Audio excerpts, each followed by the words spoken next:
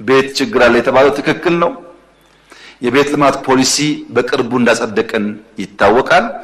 በሚቀጥሉት 5 ዓመታት 1.5 ሚሊዮን ቤት በመንግስት በግል በመንግስትና ግል አጋርነት መገንባት አለብን ብለን በጣም ሰፋፊ ስራዎች ጀምረናል። ፖሊሲው ጸድቋል። ሁለተኛ ተከታዩ ስራ ኢትዮጵያ ውስጥ የሞርጌጅ ስርዓት የለም።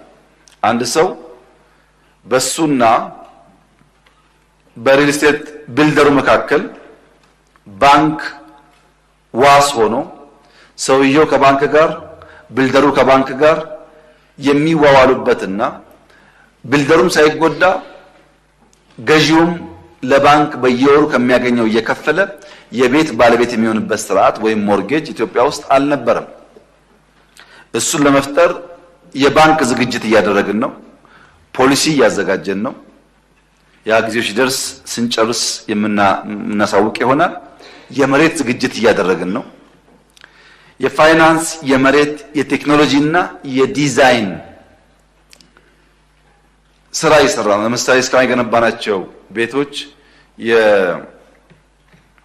የክራይ ቤት ብትወስዱ 4 ቤድሩም አፓርትመንት ሲገነባ በካሬ ስለሚሸጥ የሚገዛው ሰው በጣም ውስን ነው። 1 ቤድሩም ሲሰራ በ3 ቀን በ4 ቀን በ5 ቀን ያልቃል ተሽጦ። ለጊዜው ዲማንዱ ያለው 1 ቤድሩም 2 ቤድሩም ነው ማለት ነው። ከዚህ ቀደም የነበረው ዲዛይን ሰማው ሞዲፋይ ማድረግ ያስፈልጋል። ቤቶች ሲገነቡ አንድ ሰፈር እዛው አካባቢ ትምህርት ቤት፣ እዛው አካባቢ ሱቅ ቤት፣ እዛው አካባቢ ልጆች መጫወቻ ከሌለ ቤት አለ ትምህርት ቤት ፍለጋ ደግሞ ረጅም መንገድ ስለሚጓዙ በትራንስፖርት ወጪ ያስከትላል። ያ እንዳይሆን ቤት ስንገነባ አብረን ማሰብ ያለብን ነገር ሊቨብል ኔበርሁድ መሆኑን ማረጋገጥ ያስፈልጋል። ለዚያ ዲዛይን እና መሬት ዝግጅት የተሰራ ነው። በከተማ ፈንክሽናል የሆነ ከባቢ ለመፍጠር እየተሰራ ያለው ስራ የተከበረው ምክር ቤት እንዴት እንደሚያይ እኔ ባላቅም በቅርቡ እንደምታውቁት በጣም በርካታ ሰዎች ከውጭ ይመጣሉ። ከውጭ የመጣ ሰው የመጀመሪያ የንግግር ሰላምታው አዲስ አበባ እንደዚህ ያለ ውብ ከተማ መሆኑን በፍጹም አልገመትኩም፣ እንዴት አድርጋችሁ ሰራችሁት የማይል የውጭ ዜጋ የለም። ስላለንበት ስለምንኖርበት እምብዛም ስራው የማይገባን ሰዎች በተለይ የምንችል ሰዎች ከግሉ ሴክተርም ጭምር የኔ ምክር ወጣ እያላችሁ እያያችሁ ነው።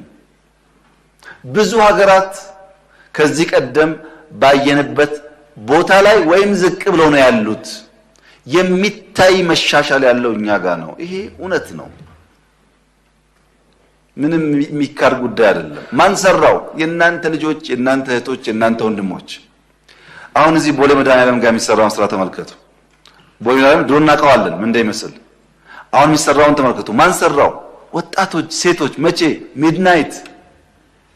የነሱ ስራ እንዳናራክስ ይሄ ጅማሮ መልካም ስለሆነ በገጠር መሻገር በገጠር ኮሪደር እኔ እንኳን በጣም በርካታ ቦታዎች የጀማመርናቸውን አስመርቅ ያለው እንዳያችሁ ተስፋ አደርጋለሁ። እናንተም ስትሄዱ ተመልከቱ። በእያንዳንዱ ወረዳ ቢያንስ አንዳንድ ቦታ የተገነባ ነው ያለው። በገጠር ውስጥ ያለ አርሶ አደር ቤት ሶላር ያለው ባዮጋዝ ያለው ከብትና አርሶ አደር ተለያይተው የሚኖርበት አሁን ለመፍጠር እየሞከር ነው። ለምን? ቅድም ጤና የተባለው በጀት እዛ ላይ ስለሚሰራ ማለት ነው። ለጤና ከመመደብ በሽታው እንዳይመጣ መስራት በጣም ስለሚያግዝ ሪቨርሳይድ ፕሮጀክት ጤና ነው። ወኮይ ጤና ነው። ባይክሩት ጤና ነው። መብራት ጤና ነው። የተከበራችሁ ምክር አባላት እዚህ ፓርላማ 4 ኪሎ ጋር ከዚህ ቀደም ሰዎች ወክ እያደረጉ ሲሄዱ ጉድጓድ ገብተው እግራቸው 2-3 መስሎ አታውቁም ነው ያውቃሉ። እዚህ ለምን? ጨለማ ስለሆነ ከዛ ሕክምና ይሄዳል፣ ከዛ መድኃኒት ይላል፣ እግሩ ይሰበራል፣ ቤተሰብ ይጎዳል። መብራት ጤና ነው። ወኮይ ጤና ነው። ግሪን ኢንቫይሮንመንት ጤና ነው። ይሄ ሁሉ በጀት ሲሰናሰል የኛ የሚያንስ አይመስለኝም። የክረምት በጎ ፈቃድ በመንግስትና በግል አጋርነት የሚሰሩ ቤቶች ሲደማመር እንቅስቃሴው ጥሩ ነው። እኛ ግን ምን ያደረግን ነው? የቤት ግንባታ ከፍተኛው ፈተና ግብአት ነው፣ ኢንፑት ነው። ብረት ከኦሩ በስተቀር ከሞላ ጎደል በርካታ ብረት ፋብሪካዎች ስላስፋፋን ባለፉት ዓመታት ቫልዩ አዲሽን ላይ ጥሩ ነው ያለነው። ኦር ላይ ጀማመርናቸው ጉዳዮች አሉ። እሱን ካሳካን የብረት ጉዳይ መልስ ያገኛል፣ ትልቁ ስራ ይመለሳል ማለት ነው። ሁለተኛ ሲሚንቶ ታውቃላችሁ፣ የግልም ቢሆን መንግስት በቀጥታ እየመራ እንዴት እንዳሳካው ሲሚንቶ እየጨመረ መሄድ አለበት። ዳንጎቴም ይጨምራል፣ ሌሎችም ጨምሮ መስፋት አለበት። ሲሚንቶ ከሰፋ ለግንባታ ስለሚያግዘን አልሙኒየም አንከር ኢንቨስተርስ እያመጣን ያለነው በርካታ አልሙኒየም እየገባ ስለሆነ ኦልሞስት ስምምነት ላይ ደርሰናል። ያ ከተሳካ ትልቅ ምርታ ነው። ግራናይት፣ ማርብል ሰፋፊ ስራ የተሰራ ነው። በተለይ ሴራሚክ በሚቀጥለው ዓመት ኦልሞስት 100% ኢትዮጵያ አታስገባም። እስካሁን ቤት እንገነባው ድንጋይ ተሸክመን አመጣን። አሁን ግን በጣም ትላልቅ ፋብሪካዎች እየተገነቡ ነው። በዚህ ዓመት ያልቃሉ። በሚቀጥለው ዓመት ከሞላ ጎደል የተለየ ፍላጎት ከሌለ በቀር ቤዚክ ለሚባል ቤት ግንባታ ሴራሚክ አናስገባም። እነዚህ ኢንፑቶች በጣም ወሳኝ ናቸው። መስታወት ማክሲመም 1 ዓመት ሊፈጅብን ይችላል። መስታወት፣ ሴራሚክ፣ ግራናይት፣ ማርብል፣ አልሙኒየም፣ ሲሚንቶ፣ ቀስ ብሎ ደግሞ ብረት፣ እነዚህን ካሟላን አሁን የተፈጠረ ያለው እጅ የፈታ ወጣት ተደምሮ ብዙ ቁጥር ያለው ቤት መገንባት ይቻላል። ግን ይሄ ብቻ አይደለም፣ የቤት መስሪያ ፋብሪካ እያመጣ ነው። ምን ማለት ነው? እዚህ አዋሬ ላይ ሁላችሁም እንደምታስታውሱት በ3 ወር G+10 እና ከዚያ በላይ አሳክተን አሳይተናል መስራት እንደሚቻል ቀን ከሌት። አሁን ግን አንዳንድ ቦታ እየሞከርን ያለነው በ3D ዲዛይን የተሰሩ ቤት የሚሆኑ ምናልባት ከጥቂት ወራት በኋላ ሲያልቁ ልታዩ ትችላላችሁ ፋብሪካዎች እያመጣን ነው። በአንድ ወር ብዙ ቤት የሚገነቡ ማለት ነው። እነዚህ ኢንፑቶች ካሉ ፋብሪካው ከመጣ በቀላሉ ቤት ማስፋፋት ኢትዮጵያ ውስጥ የሚያስችል ነገር መፍጠር ይቻላል። ከሞላ ጎደል በአፍሪካ ፈጣን እድገት እያመጡ ካሉ ጥቂት ሀገራት ግንባር ቀደም ሆኖ ሊታይ የሚችል የኢኮኖሚ እድገት ያለው ኢትዮጵያ ውስጥ ነው። እንደ ከዚህ ቀደሙ የ10% ጂዲፒ ግሮዝ ሳይሆን በየመንደር በየሰፈራችሁ የሚታይ ማለት ነው። የሚታይ ፕሮጀክት በመጨረስ ከተማን በመቀየር ገጠርን በመቀየር በእያንዳንዱ ሴክተር ለውጥ ማምጣት የሚታይ የሚጨበጥ እድገት ኢትዮጵያ ውስጥ አለ። ካለንበት አረንቋ አንፃር የአሁኑ እድገት ገና የብዙ ዓመታት ስራ ይፈልጋል። 20-30 ዓመት ኮንቲኒዩስሊ ካላደግን በቀር ካለንበት ደህንነት ጋር አይመጣጠንም። ይሄ ተስፋ አሁን የጀመርነውን በሚቀጥለው 10 ዓመት በዚሁ መልኩ አግሬሲቭሊ ከቀጠል ልጆቻችን እርዳታ፣ ደህንነት፣ የምግብ ችግር የመሳሰሉ ጉዳዮች ጋር ምናልባት